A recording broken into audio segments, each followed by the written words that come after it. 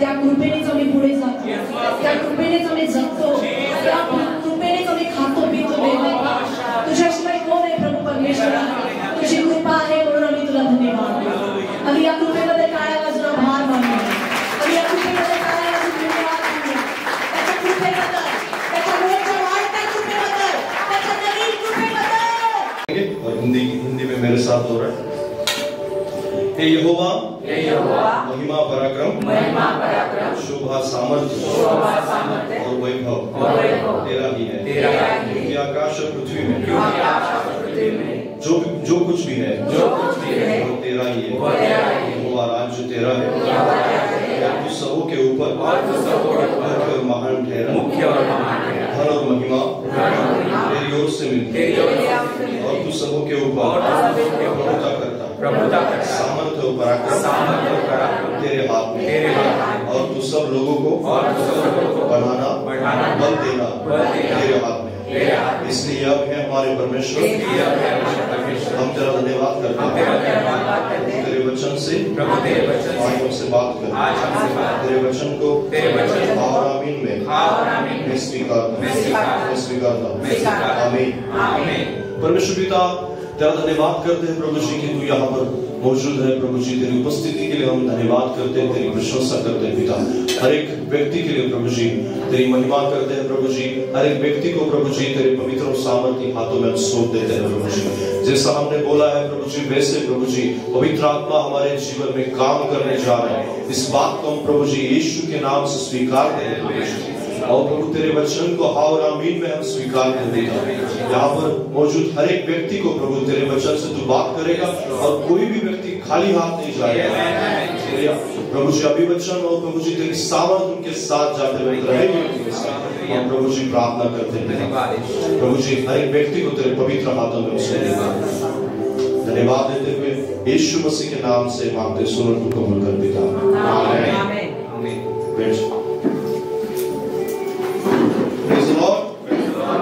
Hallelujah. प्रभु की स्तुति हो कि परमेश्वर ने मुझे आपके बीच में उसके वचन को बताने के लिए शेअर करने के लिए खड़ा किया. प्रभूचा धन्यवाद की प्रभूने मला तुमच्यामध्ये उभं केलं आणि त्यांना मला संदेश सांगण्यासाठी मदत करत आहे. त्याबद्दल प्रभूचा आभार. आज एक नए विषय को हम सुनने जा रहे हैं. आज एका नवीन विषयाला आपण ऐकणार आहोत जो बहुत सारी धार्मिक बातों को बताता है. जे सर्व काही धार्मिक गोष्टी आपल्याला सांगत आहे. और यहाँ पर हम पढ़ते हैं कि उत्पत्ति की किताब उसका 37 अध्याय. या ठिकाणी आपण वाचतो उत्पत्ती याचा 37वा अध्याय 6 और 7 हम पढ़ेंगे. 6 आणि 7 वचन. उत्पत्ति की किताब उसका 37 अध्याय. कई बार आपने इस अध्याय को पढ़ा है, कई बार हो सकता है कि आपने उस अध्याय से वचन भी सुना होगा. फिर भी नए सिरे से हम वहां पर पढ़ेंगे. खूप वेळा या वचनावरती तुम्ही मनन केले असेल, पण एका नवीन विषयावरती आणि त्याच वचनावरती प्रभू आपल्याशी बोलणार आहे. 6 और 7 पद को मैं पढ़ूंगा आपके लिए और हिंदी में. और उसने उनसे कहा जो स्वप्न मैंने देखा है और सुनो, हम लोग खेत में पूले बांध रहे थे और क्या देखता हूं कि मेरा पूला उठकर सीधा खड़ा हो गया. तब तुम्हारे पूलों ने मेरे पूलों को चारों तरफ से घेर लिया और उसे दंडोलत किया. मराठी. उत्पत्ती याचा 37वा अध्याय त्याच्या 6 आणि 7 वचन मी तुमच्यासाठी वाचतो. तो त्यास म्हणाला, मला स्वप्न पडले ते ऐका. पहा, आपण सर्वजण शेतात पेंड्या बांधित होतो आणि एक पेंडी उठून उभा राहिली. तेव्हा तुमच्या पेंड्या माझ्या पेंड्या सोबत येऊन उभ्या राहिल्या व त्यांनी तिला नमन केले. हे ऐकून त्याचे भाऊ त्यास म्हणाले, काय तू आम्हावरती राज्य करणार? तू आमच्यावरती सत्ता चालवणार?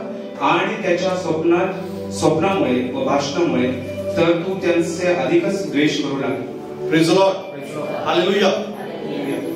अपने पड़ोसी को कहो कि परमेश्वर के साथ एक खरा जीवन.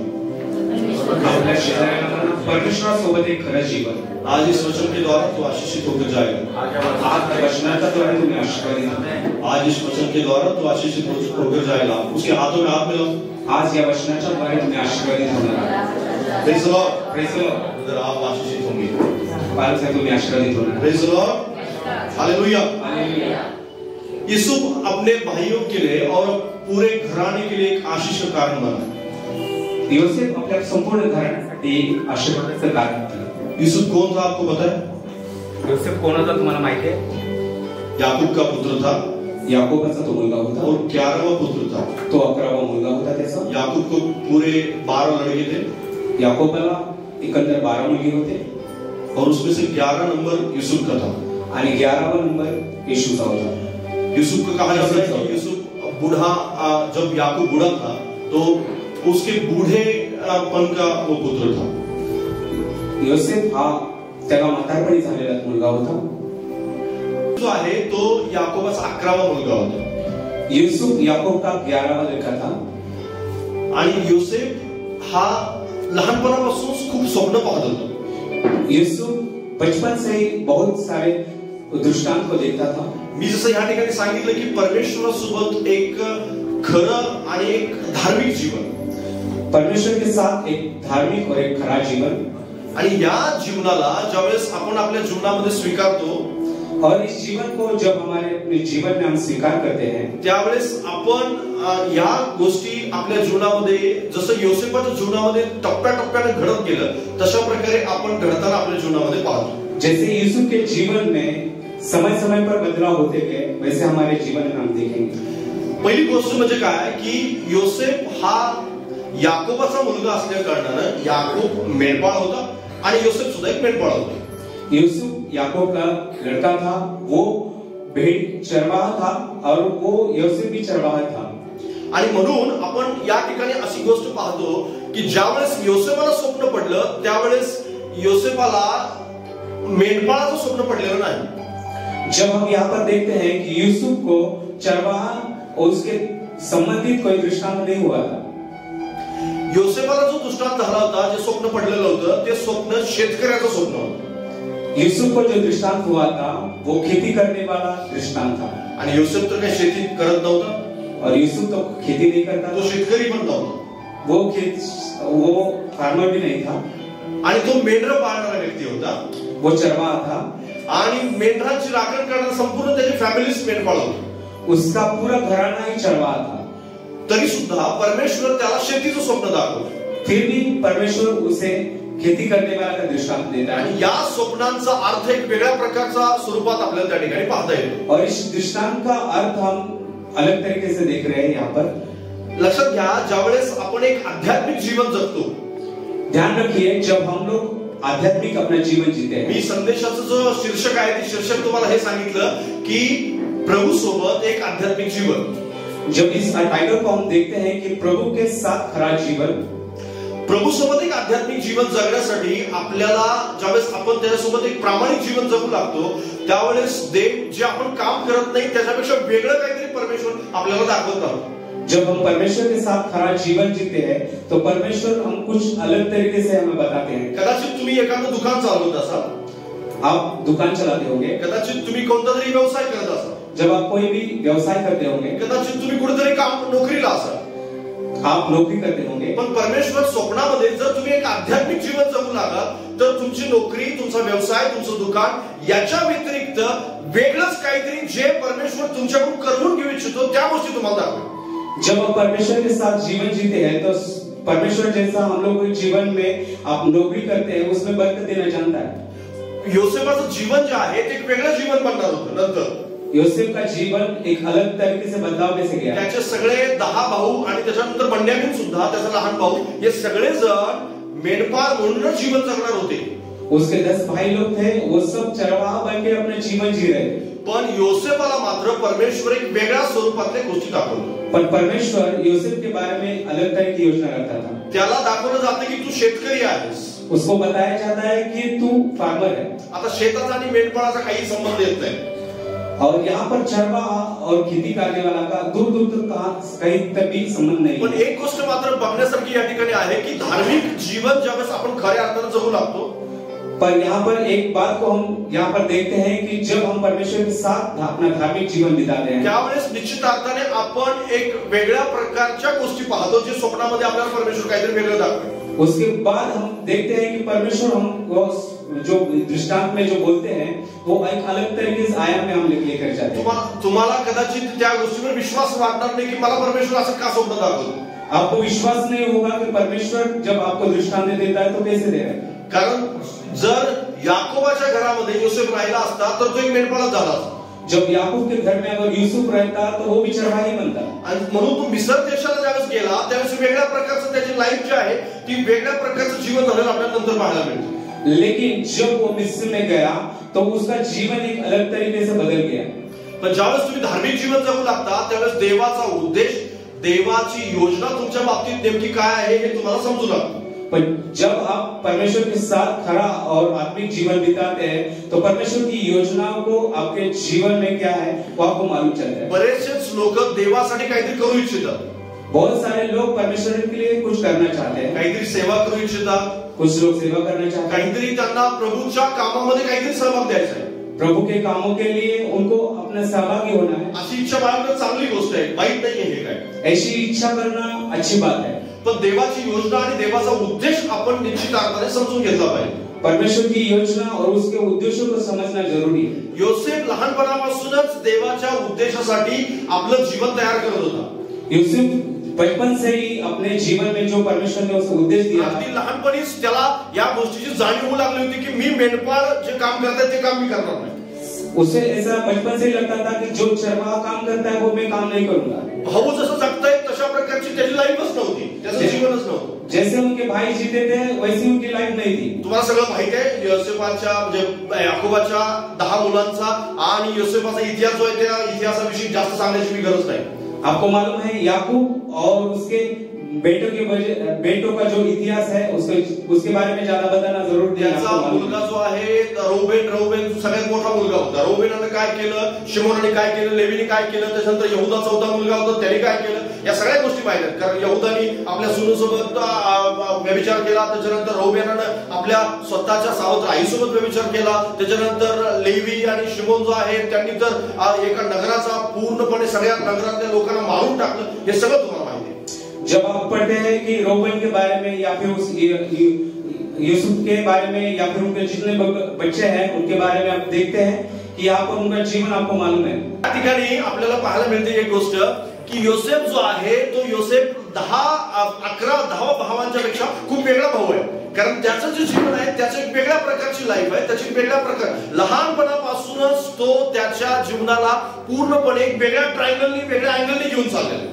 समजते तुम्हाला मी काय सांगत आहे? कारण बऱ्याच वेळेस त्याच्याकडे आपण ज्यावेळेस पाहतो त्यावेळेस याकोबाच्या दुसऱ्या 10 मुलांचा आणि त्याचा ज्यावेळेस विचार करतो त्यावेळेस आपल्याला समजून येतं की यार नेमकं ह्या लोकांच्या मध्ये काय फरक आहे। योसेफाला दर्शन झालं, दृष्टांत झाला, स्वप्न पडलं, पण 10 भावांना मात्र कोणत्याही प्रकारचं स्वप्न आणि दृष्टांत पडलेला नाही।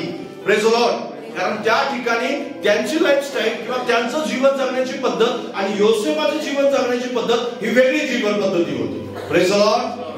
आणि म्हणूनच योसेफाला दृष्टांत झाला, बाकी कोणत्याही भावाला दृष्टांत किंवा स्वप्न पडलेलं नाही। आणि मेंढपाळाचं स्वप्न पडलेलं नाही। महत्वाची गोष्ट म्हणजे त्याला हे पडलं नाही की एक मेंढरू आहे किंवा तो मेंढरा चालत आहे, रानात मेंढरा येऊन गेलेला आहे, अशा प्रकारचे स्वप्न तो पाहत नाही। त्याला हे स्वप्न पडतं की शेती आहे आणि शेतामध्ये पेंड्या बांधलेल्या आहेत आणि माझी पेंडी उभी राहते आणि बाकीच्या पेंड्या त्याला काय करतात, नमन करतात। ही गोष्ट हे स्वप्न तो पाहतो आणि हे स्वप्न पडल्यानंतर त्याला हे कळून येतं की देव मला काहीतरी दाखवत आहे, देव मला माझ्याशी काहीतरी बोलत आहे, देव माझ्या जीवनामध्ये काहीतरी करू इच्छित आहे। माझ्या धार्मिक जीवनाला किंवा मी जे देवासोबत वेळ घालवत आहे त्या गोष्टीतून परमेश्वर काहीतरी योजना आखत आहे। Praise the Lord. तुम्ही तुमच्या जीवनामध्ये काय करता, कोणतं काम करता, कोणता व्यवसाय करताय, कोणत्या ठिकाणी तुम्ही आहात, कोणत्या घरामध्ये तुम्ही राहता, या गोष्टी महत्वाच्या नाही, पण तुम्ही तुमचं जीवन एक धार्मिक पद्धतीनं सर्व प्रकारच्या खराब वातावरणात सुद्धा जगू शकताय।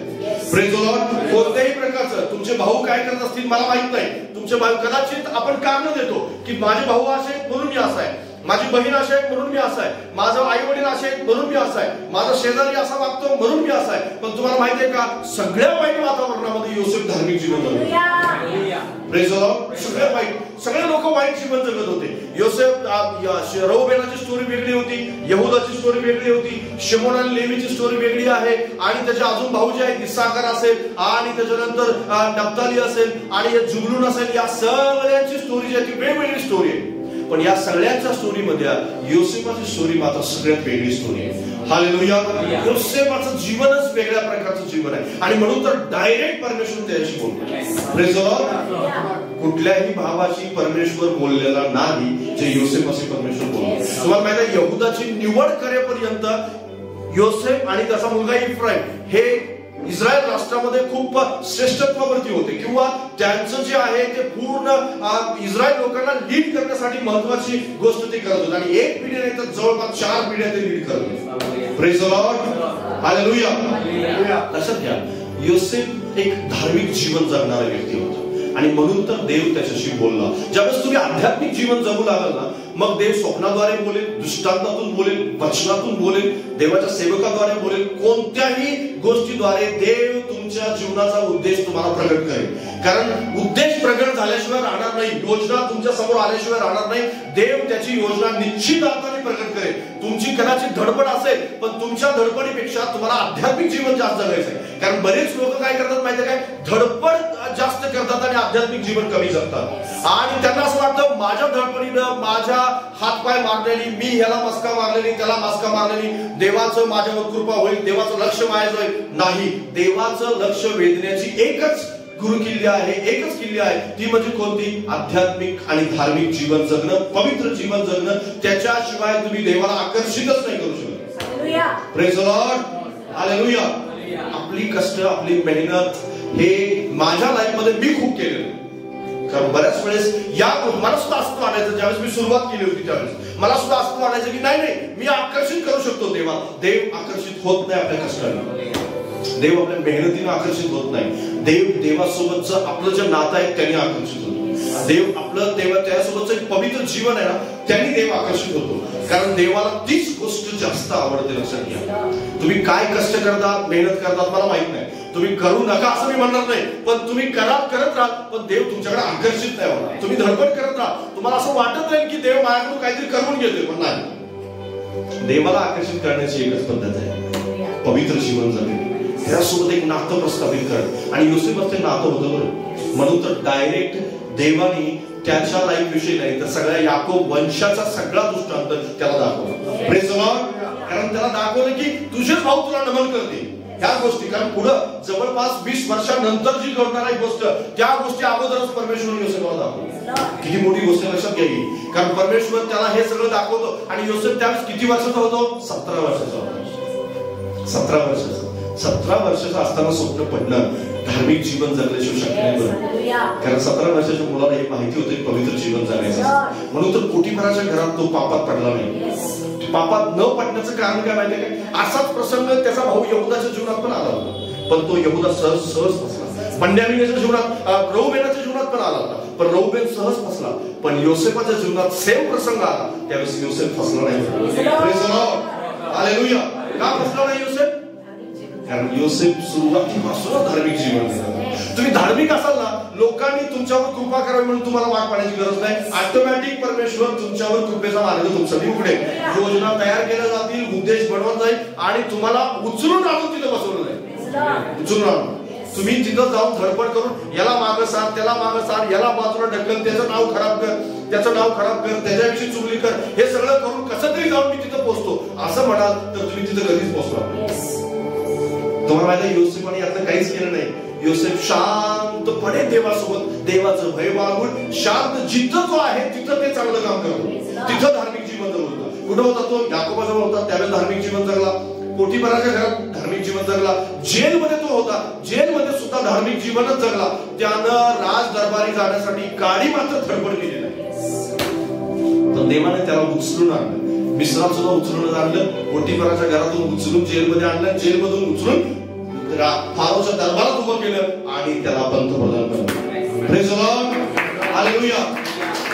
पंतप्रधान बनवण्यासाठी देव जबाबदार होता, योसेफ धार्मिक जीवन जगत होता. येशूची कष्ट मेहनत यासाठी काहीच नव्हती, त्याचं देवासोबतचं रिलेशन होतं, देवासोबतचं धार्मिक जीवन होतं आणि म्हणून तर तो तेवढ्या उंचावरती पोहोचला. या ठिकाणी मेंढपाळ असून सुद्धा देव शेतकऱ्याचं दर्शन दाखवतो. कदाचित तुम्ही काम वेगळं करत असाल पण देव तुम्हाला दुसऱ्या मार्गाने घेऊन जाईल. तुम्ही काम तुम्ही विचार करत असाल की मी हे करावं, पण देव तुमच्याकडून काहीतरी वेगळं करून घेणार असेल. परमेश्वराला त्याची योजना तुमच्या जीवनात प्रगट होण्यासाठी तुम्हाला त्यासोबत बसावं लागेल, चर्चा करावं लागेल देवासोबत. मानवासोबत चर्चा करतो आपण भरपूर, पण देवासोबत आपण चर्चा नाही करत, देवासोबत आपण बसत नाही. देवाला आपण विचारत नाही की देवा हे बरोबर आहे, हे बरोबर आहे, हे बरोबर आहे, हे बरोबर आहे, काहीच नाही. आपण असं म्हणतो की मी करतोय ते सगळं बरोबर आहे, याच्यावर देवा तो आशीर्वाद पाठवतो. Praise the Lord. आपल्याला देवाच्या सामर्थ्याच्या त्याच्या रिलेशनची जास्त गरज आहे, योजनांची गरज नाही. योजना बनवणे हे त्याचं काम. Praise the Lord. योजना बनवणं, उद्देश बनवणं हे त्याचं काम.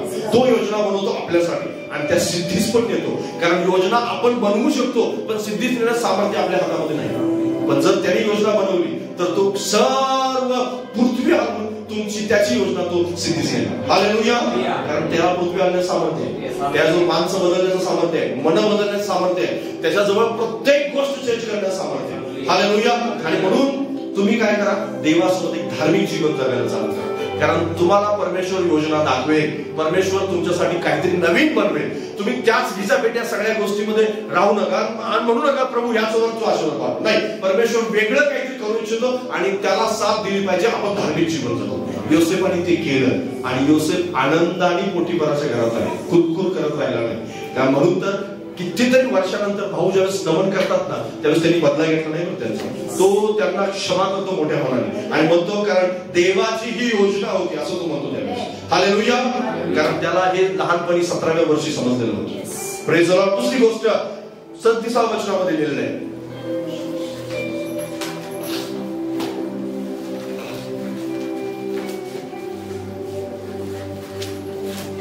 37व्या वचनामध्ये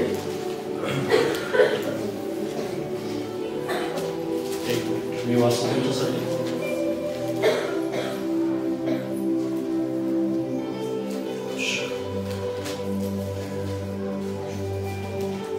37 वचन नाही, 7व्या वचनामध्ये पहा, आपण पेंड्या बांधत असतात तो माझी पेंडी काय राहिली, उठून उभी राहिली. तेव्हा तुमच्या पेंड्या माझ्या पेंडी भोवती येऊन उभ्या राहिल्या व त्यांनी तिला नमन केले. Praise the Lord. हालेलुया. सर्वात पहिल्यांदा कोण उठून उभा राहील, कोणाची पेंडी उठून उभा राहील, योसेफाची पेंडी उभी राहिली.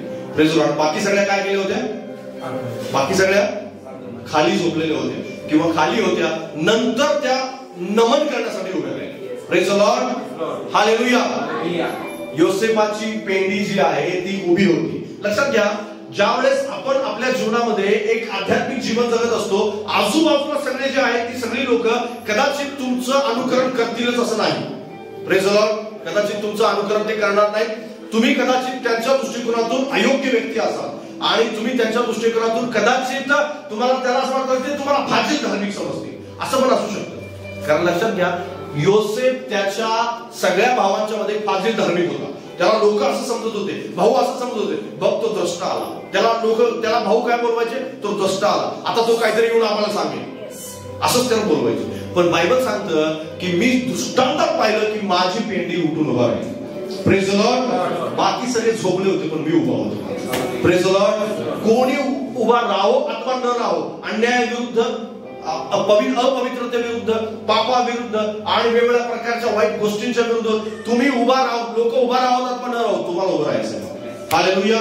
कारण बरीच लोक उभं राहत नाही. जसं मागच्या वेळेस आपण ऐकलं होतं की स्टँड घेणं किंवा उभं राहणं हे कठीण काम आहे. आपल्याला असं वाटतं की स्टँड घेणं इतकं सोपं आहे. स्टँड घेणं इतकं सोपं नाहीये. लक्षात घ्या, हे खूप अवघड आहे.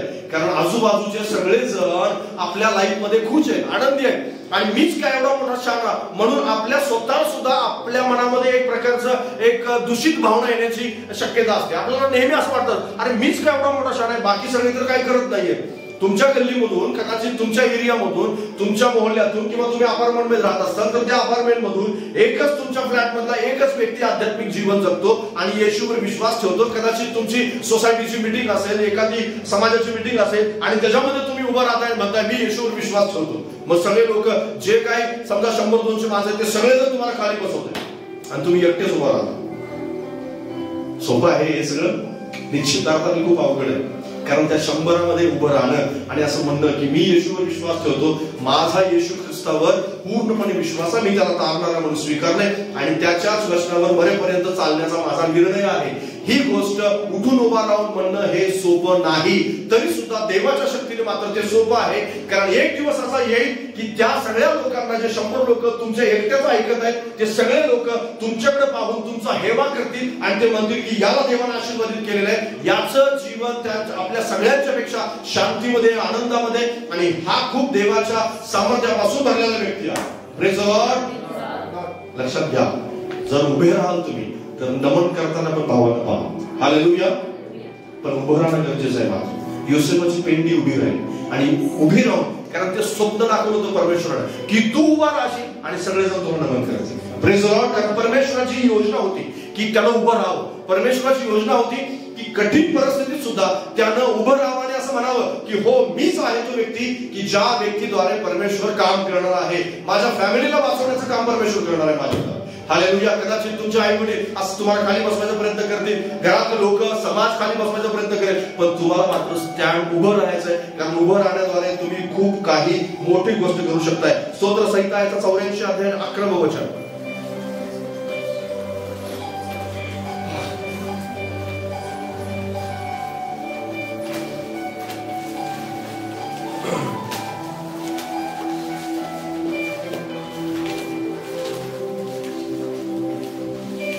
काय लिहिलं त्या ठिकाणी? कारण परमेश्वर देव हा सूर्य व ढाल आहे. परमेश्वर अनुग्रह व गौरव देतो. जे सात्विकपणे चालतात त्यांना उत्तमते दिल्या वाचून तो राहणार नाही. हालेलुया.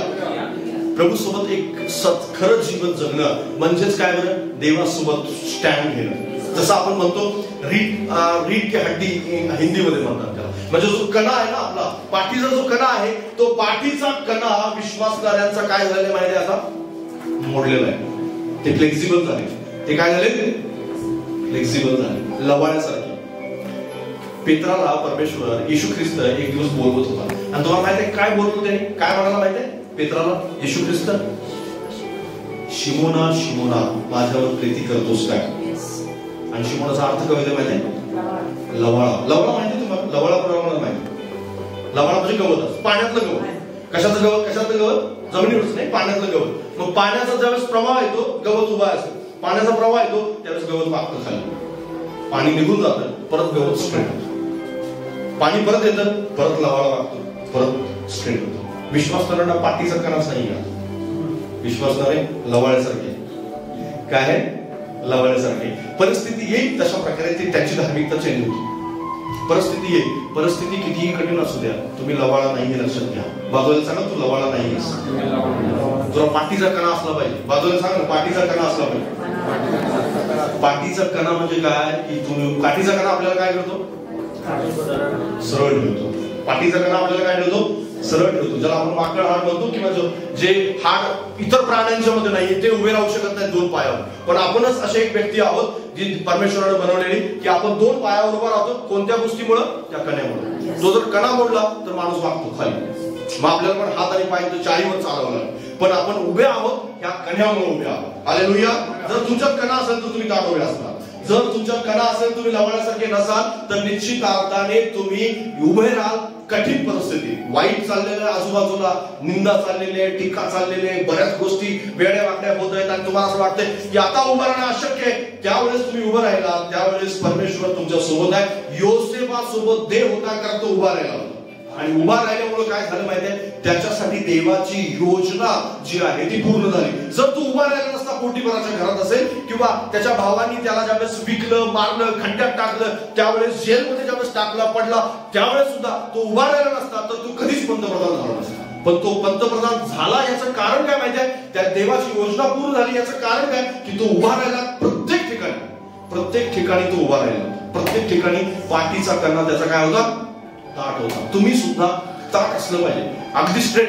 कोणत्याही परिस्थितीमध्ये तुमचं जे जीवन आहे ते पाणी जगण्यासारखं असलंच पाहिजे. तुम्ही लवाळासारखं जर वागत राहाल आणि पाणी येईल, प्रवाह येईल आणि लोक म्हणतील तशा प्रकारे तू म्हणतोस का तुझ्यासारखं, चर्चमध्ये गेलं चर्च सारखं, चर्चच्या बाहेर गेलं की तुझ्यासारखं, असं जर म्हणलं. नातेवाईकाकडे एका घरामध्ये गेलं, समजा कदाचित तुम्ही गावी गेलाय, त्या गावामध्ये गेल्यानंतर कदाचित काही लोक तुम्हाला सांगतील तिथं तुम्ही त्यांच्यासारखे वागताय. मित्रांच्या पाठीत बसले तिथं मित्रांच्या, असा माणूस पाठीचा करणारा माणूस असतो. तो सगळीकडे असतो विश्वासणाराच, प्रत्येक ठिकाणी तो जातो विश्वासणाराच असतो. तो मित्रांच्याकडे जाओ, पार्टीमध्ये बसो, कार्यक्रमाला जाओ, लग्नाला जाओ, कुठेही जा, तुम्ही कुठेही जा, त्या ठिकाणी तुम्ही विश्वासणारा म्हणून एक जीवन जगू लागता. तुम्ही दाखवून देता की मी एक आध्यात्मिक जीवन जगणारा आणि माझ्यामध्ये खरी गोष्ट, खरी धार्मिकता आहे, जी धार्मिकता परमेश्वराला योजना बनवायला भाग पाडते. Praise the Lord. तुम्हाला माहिती आहे बाकी सगळ्यांसाठी एवढ्या योजना बनल्या नाही जेवढ्या येशूसाठी बनल्या. Praise the Lord. योजना बनण्याचं कारण काय होतं, देवानं प्लॅन करण्याचं कारण काय होतं की या सगळ्यांच्या मध्ये तो एक सापडला होता की तो धार्मिक जीवन जगतो. हालेलुया.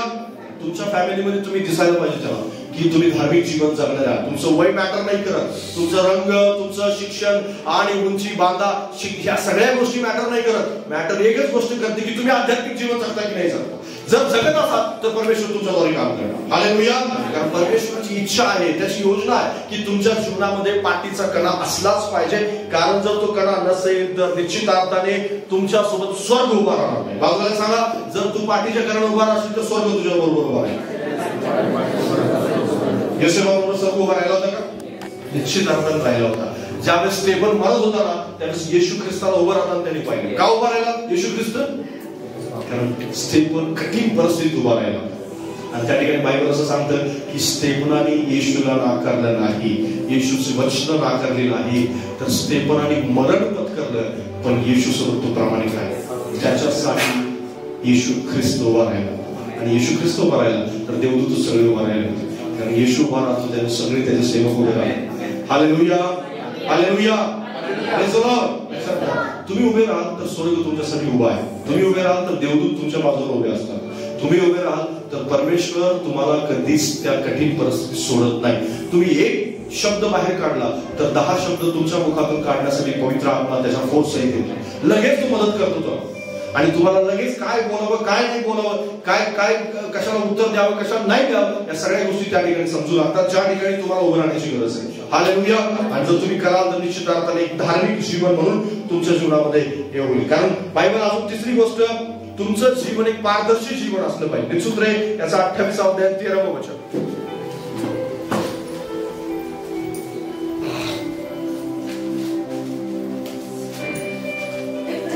निसूत्रे 28:13. आणि लिहिले, जो आपले दोष झाकतो त्याचे बरे होत नाही, जो तो कबूल करून सोडून देतो त्याचवर दया होते. Praise the Lord. हालेलुया. धार्मिक जीवन जगण्याची ही किल्ली आहे, लक्षात घ्या. कोणतं की त्याचं जीवन एक पारदर्शी जीवन असतं. तो कोणत्याही प्रकारे आपल्या जीवनामध्ये किंवा जीवनाद्वारे, आपल्या बोलण्याद्वारे पॉलिटिक्स करत नाही. बाजूला सांगा, आत्मिकतेमध्ये पॉलिटिक्सला जागा नाही. धार्मिक गोष्टीत पॉलिटिक्सला जागा नाही. पण तुम्हाला माहिती आहे का, सगळ्यात जास्त जेवढी देशात पॉलिटिक्स होत असेल तेवढी चर्चेसमध्ये पॉलिटिक्स होते. आता चर्चेसमध्ये खूप पॉलिटिक्स आहे, खूप. त्याचं मी एक स्टोरी तुम्हाला सांगितली तर तुम्हाला विश्वास वाटणार. आणि तुम्ही त्यामध्ये कुठल्याही पॉलिटिक्सचा कधीच भाग असला नाही पाहिजे. कुठल्याच पॉलिटिक्सचा, कुठल्याही राजकारणाचा भाग नाही असलं पाहिजे. तुम्हाला नेहमी असं वाटलं पाहिजे की माझं जीवन एक पारदर्शी जीवन असलं पाहिजे. तुम्हाला माहिती आहे स्वर्ग पारदर्शी आहे. स्वर्ग काय? पारदर्शी आहे. स्फटिक म्हटलेलं. स्वर्गाला काय म्हटलेलं आहे? स्फटिक. माझ्या बरोबर वाचा प्रकटीकरण याचा 21 अध्याय 10 आणि 11 वचन.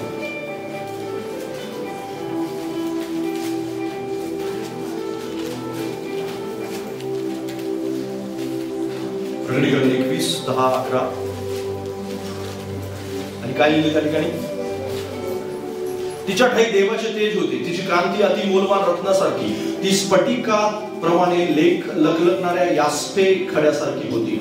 Praise the Lord. हालेलुया. 11 आणि 21 वचन. तिचा तट यास्पे रत्नाचा होता आणि नगरी शुद्ध काचेसारखी शुद्ध सोनेच होती. नगरीच्या तटाचे पाय वेगवेगळ्या मूल्यवान रत्नाने शृंगारलेले होते. 21 वचन. की 12 वेशी 12 मोत्याच्या होत्या, एक एक वेस एकेका मोत्याची होती.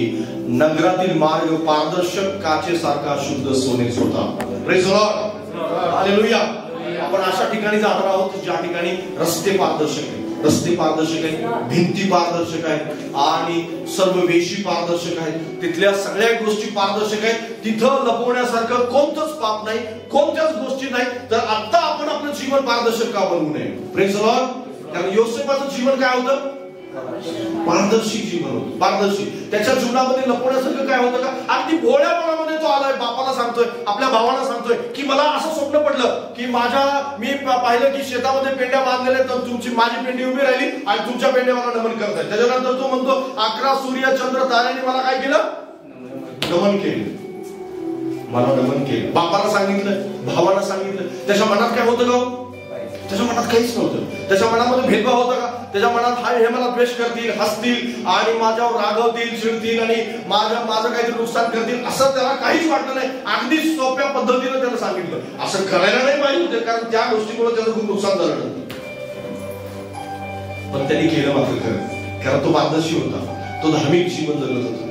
त्याच्या मनामध्ये कोणताही भेदभाव, कोणत्याच गोष्टी नव्हत्या. त्यानं मला दर्शन समजलं म्हणून तुम्ही तुच्छ आहात असं त्यानं कधीच म्हटलेलं नाही, ना बापाला ना त्याच्या भावांना. मला दुष्टात पडले म्हणून तुम्ही वाईट आहात असं काही नाही.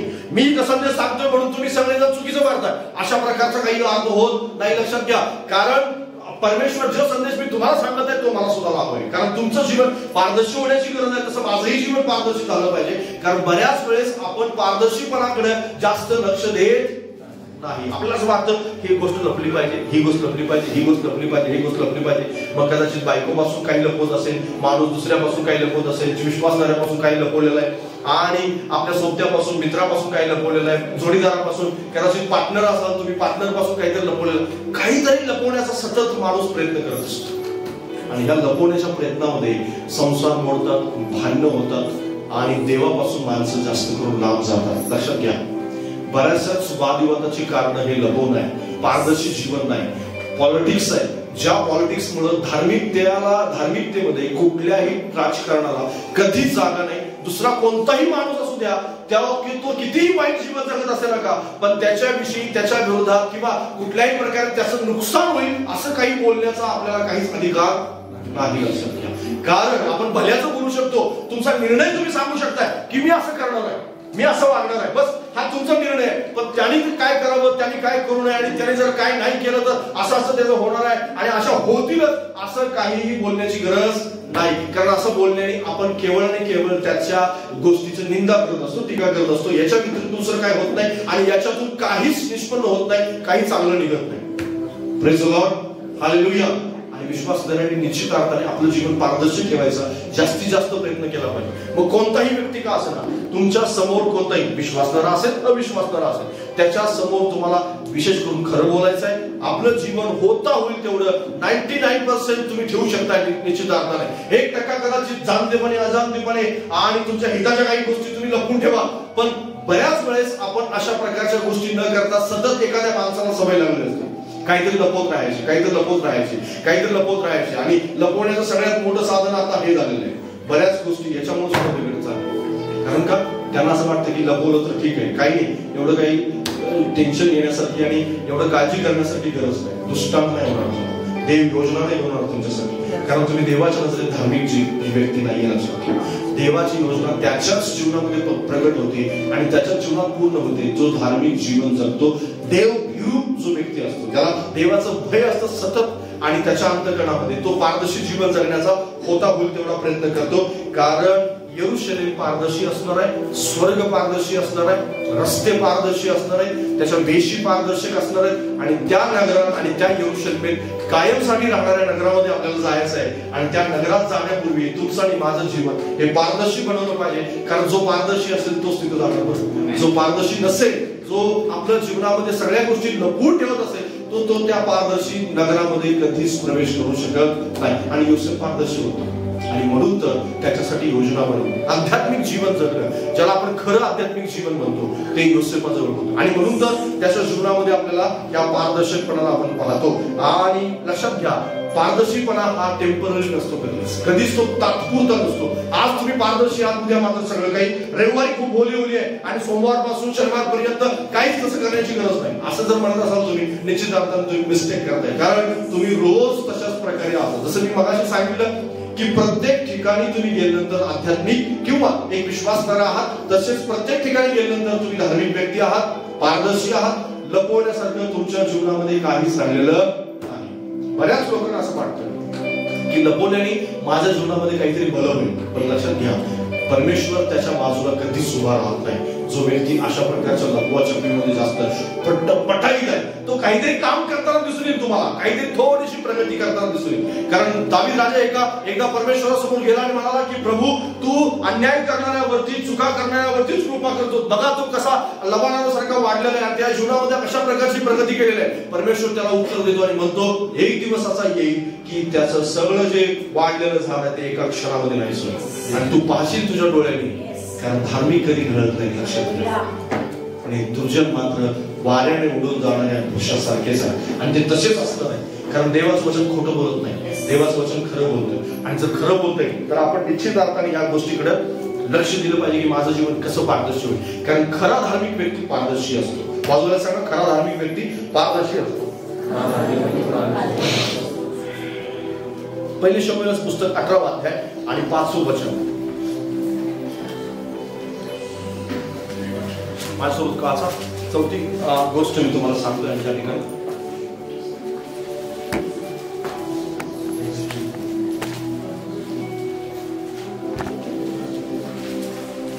अध्याय 5 वचन. आणि जिकडे जिकडे शौल दावीदस पाठवी, तिकडे तिकडे जाऊन तो चतुराईने कार्यसिद्धी करी. शौलाने त्यास योद्ध्यावर नेमले. हे सर्व लोकांस पसंत वाटले, तसेच शौलाच्या सेवकासही ते पसंत वाटले. Praise Lord, hallelujah.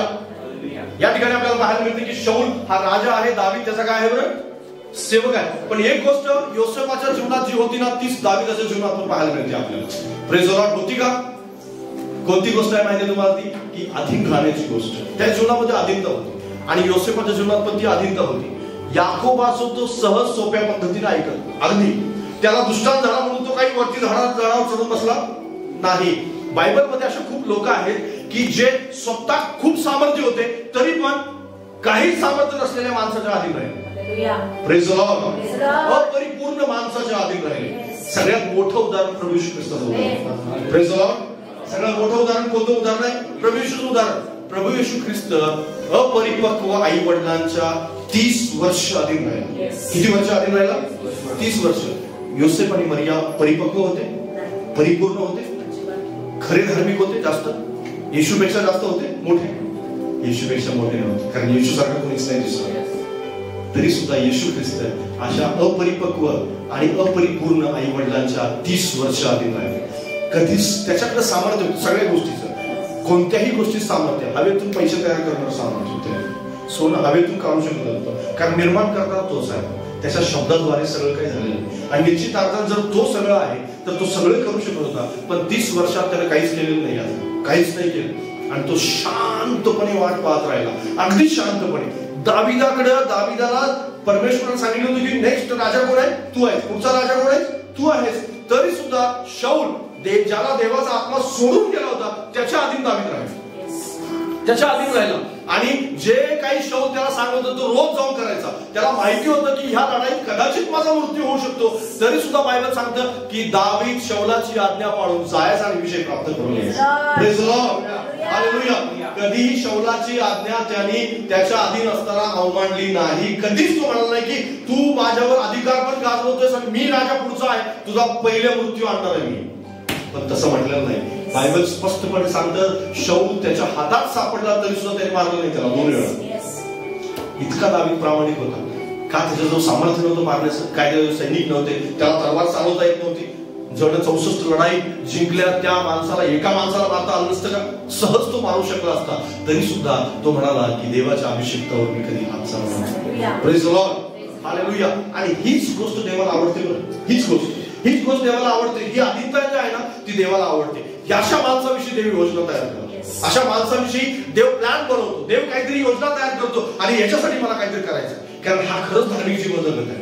अधीनतेमध्ये हा राहिलेला आहे आणि तुम्ही अधीनतेमध्ये राहाल ना तर परमेश्वर तुमच्या जीवनामध्ये काम करणार. लक्षात घ्या, याकोबाला योसेफाला काय सांगितलं याकोबाने की तू आपल्या भावांना काय घेऊन जा, डबा घेऊन जा, जेवण घेऊन जा. कारण ते शकेमास काय केलेलं त्या ठिकाणी मेंढर पाहतात. शकेम काय होतं माहितीये, शकेमामध्ये त्या ठिकाणी नगराचा नाश करून हे पळून आले होते आणि शकेमामध्येच ते मेंढर चालत होते. आता योसेफाला चांगलं माहित होतं की तिथं गेलं तर कदाचित मृत्यू होऊ शकतो, रस्त्यात मला मारू जाऊ शकतं, माझे भाऊ माझा द्वेष करतात. आणि तो याकोबाला सहज म्हणू शकला असता की मी जाणार नाही, पण तो म्हणतो हो मी जाणार. Praise the Lord. आणि त्याची ही खूप मोठी म्हणजे खूप मोठा दुरावा आपल्या बापापासून झालेला होता तो गेल्यानंतर. कारण परत तो 20 वर्षांनी भेटला आपल्या बापाला आणि इतक्या वर्षाचा गॅप राहणार होता तरी सुद्धा योसेफ आज्ञा मानून गेला, कारण तो अधीनता शिकलेला होता. त्याला अधीनता माहिती होती काय आहे नेमकं, आज्ञा पाळणं काय आहे ते माहिती होतं. जशा प्रकारे योसेफ करतोय, जशा प्रकारे दावीद करतोय आणि आपला प्रभू येशू ख्रिस्त करतोय, तशा प्रकारे तुम्ही आणि मी केलं पाहिजे. आणि तुम्ही आणि मी म्हटलं पाहिजे की प्रभू मी अधीन राहायला तयार आहे.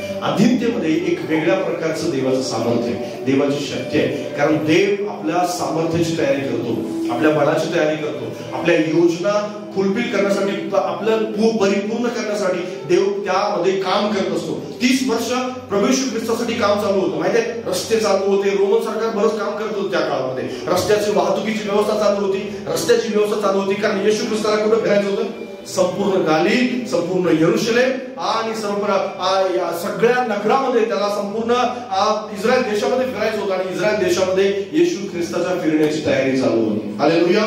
देवाची योजना चालू होती. देवाला शिपाई तयार करायचे होते, या शास्त्री पुरुष तयार करायचे होते, त्याचं शिक्षण ऐकणारी माणसं तयार करायची होती आणि येशू ख्रिस्त वाट पाहत राहिला होता. Praise the Lord. तुम्ही आदांतरी सुधार आणि म्हणाल की नाही मला प्रभूसाठी हे करायचं आहे, नाही परमेश्वर माझ्या जीवनामध्ये हे करेल आणि योजनाच पूर्ण झालेली नाही, सगळं काय अर्धवट आहे. आणि तुम्ही म्हणाल की यार आणि म्हणाल प्रभू तू हे करायला पाहिजे. देवासमोर तुम्ही मांडले.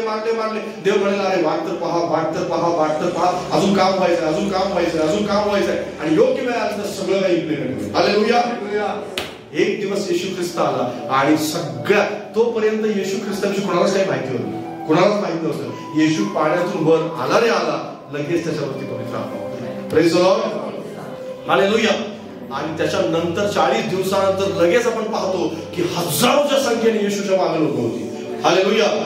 40 दिवसाच्या अगोदर काहीच नव्हतं, पण 40 दिवसानंतर हजारोच्या संख्येने येशूच्या मागे लोक आहे. दावीद राजा झाला रे झाला की त्याच्यानंतर 40 वर्ष दावीदाचं राज्य टिकलं आणि महत्वाची गोष्ट म्हणजे शौलासारखा त्याचा अंत पण झाला नाही, कारण देवाचं काम त्याच्या जीवनामध्ये चालू आहे. तुम्ही अधीनता शिकाल तर परमेश्वर तुमच्याद्वारे निश्चित अर्थाने काम करून येईल. कारण काही लोक आपल्या जीवनात काय करू देत नाही, पहिल्या देवाला हस्तक्षेप करू देत नाही, देवाला कामच नाही करू देत. देवाला म्हणतात की प्रभू हे प्लॅन, ही योजना, हा माणूस, हे सगळं काय, हे सगळं तुझ्यासमोर, बस हे कर तू, मला माहित नाही हे कसं करणार तू. लक्षात घ्या, या सगळ्या गोष्टी जरी तुमच्या दृष्टिकोनातून बरोबर असल्या तरी देवाची ती इच्छा आहे का हे आपण तपासलं पाहिजे निश्चित. आणि जर ते नसेल तर निश्चित अर्थाने देव ते पूर्ण करायला बांधील नाहीये. देव ते बांधील नाहीये की देवाने ते पूर्ण केलंच पाहिजे, देवाने ते पूर्ण केलं पाहिजे असं काही देवाची तुमचं त्याच्यावर जबरदस्ती नाहीये की त्याने ते केलंच पाहिजे. काही लोक देवाला जबरदस्ती करतात, नाही तू प्रभू हे करत. बरेच त्या विश्वासाने माझ्या तुम्ही हात ठेवा पास्टर, काय नाही होणार, सगळं काय होतं व्यवस्थित. पण ठीक आहे मी हात करतो, मी माणूस आहे, मी हात ठेवणार. पण देव म्हणे चल चालतो इथं, माझ्याजवळ बसू नकोस, कारण ही माझी योजना नाहीये, हे माझं काम नाही, हे मला नाही करायचं. Praise the Lord. हालेलुया. काय हस्तक्षेप करू दे देवाला काम करू दे, देवाला हात घालू दे, देवाला म्हणू द्या की प्रभू तू हस्तक्षेप कर, मला माहित नाही तुझ्यात बदल करू इच्छितोस का, कर. तुला यामध्ये काहीतरी मला चेंज करायचं का, हो मी व्हायला तयार आहे. मला हे प्लॅन बदलायचं का, हो प्रभू हे बदलायला मी तयार आहे. प्रभू मी या ठिकाणी जावाच तुझी इच्छा आहे का, हो मी जायला तयार आहे. मी हे सोडावाच तुझी इच्छा आहे का, हो मी सोडायला तयार आहे. मी या माणसाला क्षमा करावी तुझी इच्छा आहे का, हो मी क्षमा घेईन. Praise the Lord. त्याला हस्तक्षेप करू द्या, त्याला डोळ करू द्या. काही लोक त्याला फक्त चमत्कारापुरता आतमध्ये येऊ देतात, चमत्कार झाला की बाहेर निघून, चमत्कारानंतर तू येऊ नको आतमध्ये, तू आम्हाला आमच्या जीवनामध्ये इंटरफेअर करायची काही गरज नाही. बऱ्याच लोकांना देव पाहुणा म्हणून हवा आहे, देवाला सदस्य करून घ्यायची कोणाची इच्छा नाहीये. देवाला तुमचा सदस्य होऊ द्या, तुमच्या घराचा सदस्य होऊ द्या. जर सदस्य झाला ना तर तो काय बदलेल आणि काय नाही बदलेल या सगळ्या गोष्टी तुम्हाला ते सदस्य झाल्यानंतर कळेल. हालेलुया. तोपर्यंत नाही कळत आहे की परमेश्वर नेमकं काय करू शकतो. आणि म्हणून त्याला हस्तक्षेप करू द्या, त्याला आतमध्ये एंट्री करू द्या, आणि म्हणून तुम्ही जे काही देव सांगतो ते करायचा प्रयत्न करा, कारण तरच तुम्ही खरं धार्मिक जीवन जगताय. सगळ्यात महत्वाची गोष्ट, हे सगळं केल्यानंतर सगळी लोक तुम्हाला खूप चांगला माणूस म्हणतील असं अजिबात नाही. कारण योसेफाचं स्वागत कसं झालं? प्रतिकूल. योसेफाचं स्वागत कसं झालं? प्रतिकूल म्हणजे त्याला नाकारलं. त्याला भाऊ म्हणाले, अरे तू आम्ही तुला नमन करणार, असं होऊ शकतं का कधी? म्हणाले की नाही? असं म्हणाले की नाही? तुम्ही धार्मिक जीवन जगताय, रोज बायबल वाचताय, रोज प्रार्थना करताय, आणि रोज तुम्ही पवित्र जीवन जगायचा प्रयत्न करताय, रोज चांगल्या प्रकारची लाईफ तुमची आहे, आणि सगळेच लोक तुम्हाला म्हणतील हा खूप छान करतोस तू, बायबल वाचतो, चांगली गोष्ट आहे, खूप धार्मिक जीवन जगताय, खूप पवित्र आहे, आणि तुझ्याद्वारे परमेश्वर काम करेल. अशा गोष्टीची अपेक्षाच करू नका. असं कोणी म्हणणार नाही. तर भेटले तर चांगली गोष्ट आहे. अशी माणसं जर भेटली तुमच्या आजूबाजूला तर चांगली गोष्ट आहे. कारण एक गोष्ट लक्षात ठेवा नेहमी, तुम्ही तुमच्या जे चमत्काराचं कदाचित तुमच्याकडे सामर्थ्य आहे, कदाचित तुमच्याकडे गिफ्ट आहेत, ज्याला आपण गिफ्ट म्हणतो ना, पवित्र आत्म्याचे गिफ्ट, त्या गिफ्टने आपण कधीच फॅमिलीला जिंकू शकत नाही. आपल्या फॅमिलीला कधीच नाही. आपण फक्त फळांनी फॅमिलीला जिंकू शकतो. आपल्याजवळ पवित्र आत्म्याची फळं असतील ना तरच आपला परिवार जिंकेल, आपण जिंकू. आपण गिफ्टनी कधीच आपल्या फॅमिलीला जिंकू शकत नाही. आपले गिफ्ट तुम्हाला मस्त भविष्य सांगण्याचं दान असेल, कदाचित तुम्हाला दुष्टांत होत असतील, तुम्ही हटवलेला रोग बरे होत असतील, असं काही पण होत असेल, पण ह्या सगळ्या गिफ्टनी तुमच्या परिवाराचं तारण होईल असा अजिबात भ्रमात राहू नका. कारण ह्या सगळ्या गोष्टीपेक्षा तुमच्या जीवनातले फळं त्या फॅमिलीला पाहायचे. तुमच्या जीवनातला आनंद, शांती, सहनशीलता, ममता, चांगुलपणा, इंद्रिय दमन यांनीच तुम्ही फॅमिलीला जिंकू शकताय, तुमच्या परिवाराला जिंकू शकताय. तुमच्याकडे असलेले पवित्र आत्म्याचे गिफ्ट्सनी तुम्ही तुमच्या परिवाराला जिंकू शकत नाही. पण बरेच विश्वासणारे असा प्रयत्न करतात, उलटा प्रयत्न, की मी माझ्याकडलं असलेलं सामर्थ्य मी दाखवणार घरामध्ये आणि मग मी त्यांचं जीवन बदलून जाईल. तसं होणार नाही.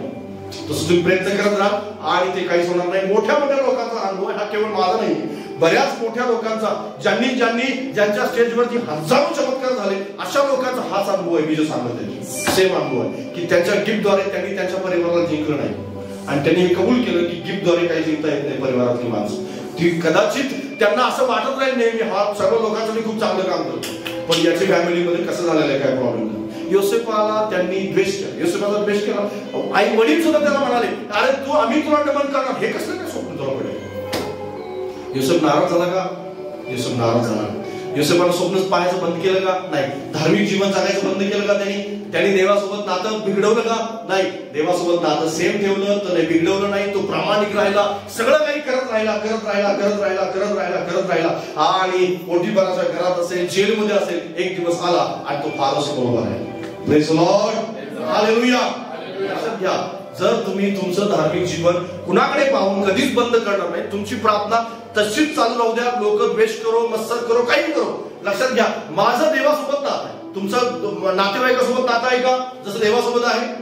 जर तुमच्या नात्यामध्ये, देवाच्या नात्यामध्ये जर तुमचं पत्नी, पती, मुलगा, मुलगी, आई, वडील, बहीण, भाऊ, मित्र हे सगळे जर असतील तर तुम्ही धार्मिक जीवन जगत नाही. म्हणत तुम्हाला तुमच्या नात्यामध्ये, देवाच्या तुमच्या नात्यात दुसरं कुणालाच येऊ द्यायचं नाही. हे तुमचं आणि देवाचं नातं आहे. त्याच्यामध्ये तुमचं प्रामाणिकपणा, त्याच्यासोबत रिलेशन, त्यासोबत पवित्र जीवन जगणं, त्यामध्ये कंटिन्युअसपणे तुम्हाला करत राहायचं. मी तुम्हाला खात्री देतो, देव कधीच तुम्हाला नाराज करणार नाही. देव कधीच नाराज करणार, त्याची योजना पूर्ण झाल्याशिवाय राहणार नाही. त्याच्या सामर्थ्याला जगातला कोणताच माणूस थांबवू शकत नाही. लक्षात घ्या, कोणताच नाही थांबवू शकत. कदाचित त्या सगळ्या 10 भावांना असं वाटलं की आता आम्ही, कारण भाऊ असं म्हणाले सुद्धा, काय म्हणाले माहितीये, की आम्ही ह्या दृष्ट्याचं काय केलं, आता त्याचं स्वप्न कसं पूर्ण होते बघूया. थांबलं का स्वप्न पूर्ण व्हायचं? थांबलं का? नाही. स्वप्न पूर्ण होण्यासाठीच यांनी हातभार लावला होता. Praise the Lord, hallelujah. स्वप्न पूर्ण होण्यासाठी हातभार लावला होता का? कारण मिसर देशामध्ये असं काही केलं नसतं योसेफ, भावाने जर विकलं नसतं तर. पण भावानीच त्याला विकला आणि मिसर देशात तो गेला, कारण मिसर देशाचंच त्याला पंतप्रधान व्हायचं होतं. कनान देशाचं पंतप्रधान त्याला व्हायचं नव्हतं. मिसर देशाचा तो पंतप्रधान होणार होता, आणि मिसर देशात असं काही अपमान नेऊन सोडलं नसतं की त्याचा तो प्रिय मुलगा होता, आणि प्रिय मुलाला तो मिसर देशात असाच सोडणार नाही आणि विकणार पण नाही. पण भावाने जर विकलं नसतं तर त्यांना असं वाटलंच नसतं. पण काही लोकांना असं वाटतं की आम्ही याच्या स्वप्नांच्या मध्ये आणि याच्या दर्शन पूर्ण होण्यामध्ये आम्ही अडथळा आणला, पण आपण प्रत्यक्षामध्ये ते तुमच्या स्वप्नांना आणि योजनांना हातभार लावत असतो. Praise the Lord. भावाने हातभार लावला का योसेफाच्या स्वप्नांना? निश्चित अर्थ आहे. कारण योसेफाने द्वेष नाही केला. बायबल कुठेही आपल्याला सांगत नाही की योसेफानं भावांचा द्वेष केला, भावांचा मत्सर केला, भावांचं उट्ट काढलं किंवा भावांचा त्यांनी परत त्यांचा बदला घेतला असं काही लिहिलं नाही. उलट त्यांनी पालन पोषण केलं, त्यांना नंतर अधिकारी ठेवलं. फारोचे जे गुराखे होते त्या गुराख्यांचे जर कोणते साहेब असतील, कोणते अधिकारी असतील तर ते योसेफाचे भाऊ होते. हालेलुया. नंतर खूप मोठ्या पदावरती त्याच्याच भावांना योसेफाने चढवले. हालेलुया. तो पंतप्रधान होता, पण सगळे भाऊ जे आहेत ते सगळे भाऊ कोणत्या ना कोणत्या तरी कामावरती नेमलेले होते, त्यानं त्याचं जीवन असताना. हालेलुया. या सगळ्या गोष्टी योसेफाने त्यांच्यासाठी केल्या नंतर पण तो प्रामाणिक राहिला.